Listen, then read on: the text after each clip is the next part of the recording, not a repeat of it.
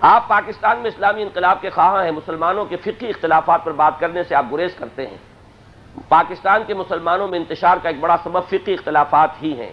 ان اختلافات کو ختم کر کے متحد ہو کر اسلامی انقلاب اس ملک میں ممکن ہے یا نہیں؟ بات اصل میں یہ ہے کہ میں اس اختلاف کے بارے میں گریزہ اس اعتبار سے ہوں کہ میں کوئی فتویٰ دینے کو تیار نہیں، یہ بالکل دوسری بات ہے۔ باقی میرے نزدیک ہمارے علماء نے ثابت کیا مختلف مراحل پر کہ وہ جمع ہو سکتے ہیں۔ وہ آئلی قوانین کے بارے میں نے پڑھ کر آپ کو سنایا، یہ تمام فقہیں جمع ہو گئی تھی کہ نہیں ہو گئی تھی؟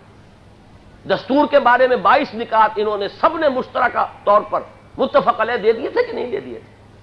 تو یہ در حقیقت رکاوٹ نہیں ہے، رکاوٹ یہ کہ من اپنا پرانا پاپی ہے، برسوں میں نمازی بن نہ سکا۔ سب سے بڑی رکاوٹ ہم خود ہیں، ہمارا اپنا نفس ہے۔ ہمیں اپنے گھر کے اندر دین پر عمل کرنے سے کون روکتا ہے؟ کیا کوئی فقہ جعفری والا آ کے روکتا ہے مجھے؟ یا کوئی شخص کہہ سکتا ہے کوئی دوسری فقہ والا روک رہا ہے؟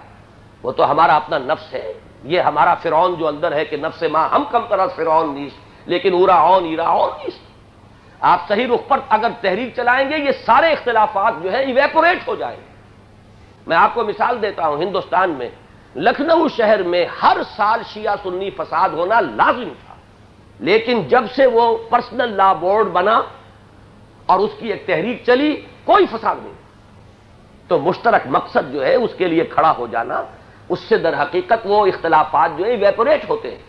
ورنہ سٹیگننٹ واٹر کے اندر آپ کو معلوم ہے گندگی پیدا ہوتی ہے، بدبو پیدا ہوتی ہے، جراثیم پیدا ہوتے ہیں۔